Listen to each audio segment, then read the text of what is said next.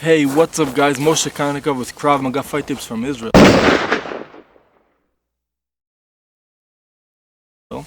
So in the last Friday, unfortunately there was a terrorist attack in Jerusalem, very close to the Temple Mount. And what happened basically, a terrorist, older guy in his 50s, a doctor, came with a knife holding in a bag and charged at the policeman and tried to stab them, and thank God they managed to kill him.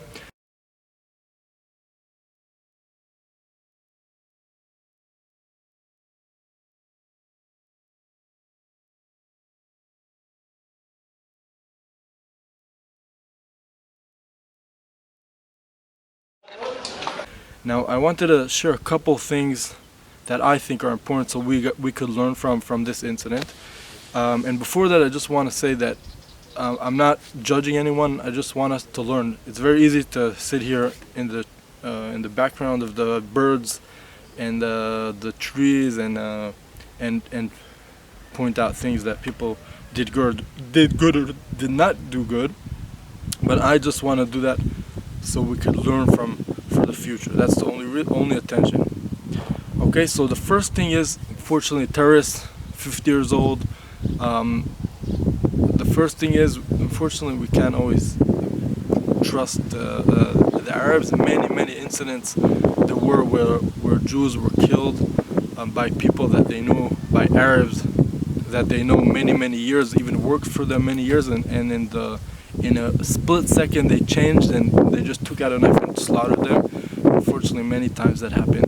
There was an incident before the form of the State of Israel where there was these two workers that worked by a family 20 years, and when the riots started, all the Arab workers stopped working by the Jews because they wanted to join the rioting. Yeah, there was pogroms. There was people slaughtered in horrific ways. So these two workers continued working by the family. Now they were eating on the same table with them on a daily basis, and what happened? This guy, he was also the head of the army in Israel. His name was Mordechai Maklef, and when the rioters, the mob of crazy people came to the area, this was near Jerusalem, he saw these two specific workers come to their house.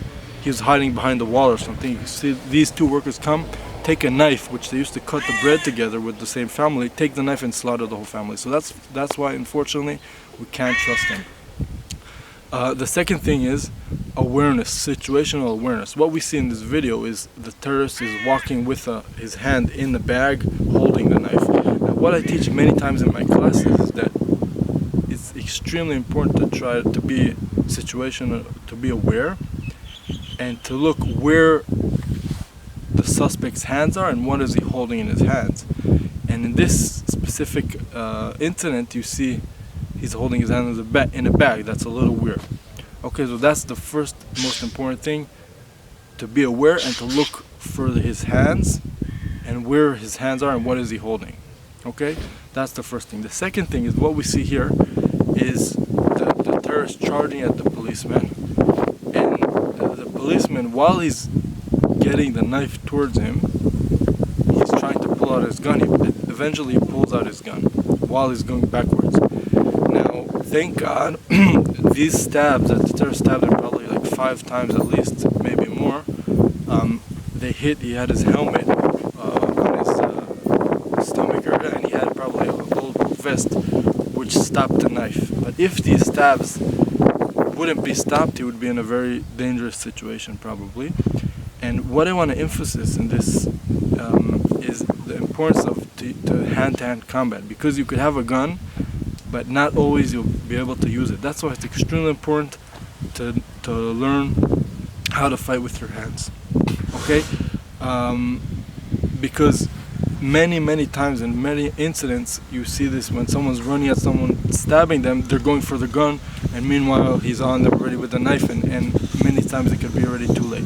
So that's why it's extremely important to practice when you could go for your gun, when you have enough space, and when you have no space, you have to react with your hand and then maybe go to your gun afterwards. So that's an extremely important thing that I try to do in the classes I give. I think it's extremely important for whoever has a firearm to do also.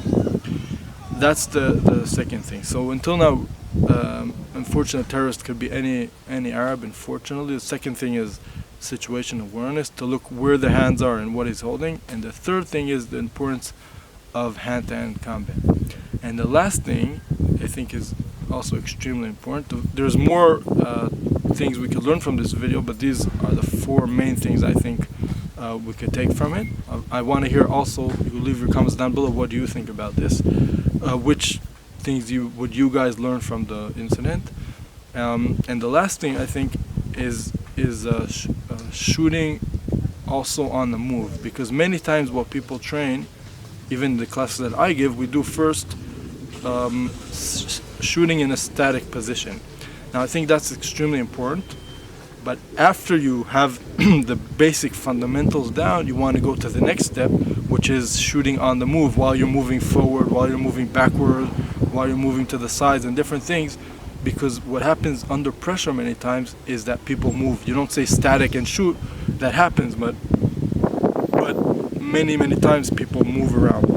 And what you see in this video, that the policeman, while he was getting stabbed, he was going back, he managed to pull out his gun and shoot, and while he was going backwards. So also to practice how you're shooting when you're going backwards, and also what would happen if you would fall on the ground and the terrorist on top of him, how to shoot when you're lying on your back.